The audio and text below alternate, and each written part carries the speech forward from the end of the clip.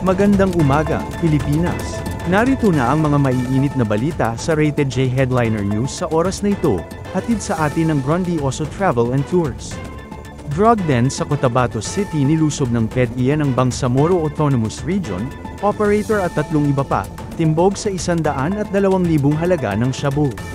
Panelo, inakusahan si Amy Marcos na ginagamit lamang si Duterte. Sa balitang panahon, mga kabayan, tag-init na.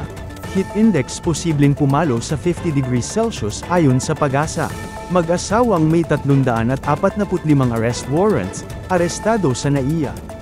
2 Thai nationals timbog sa Granada, baril at surveillance equipment. Kamara iginiit ang legalidad ng mosyon para pasagutan si VP Sara sa impeachment.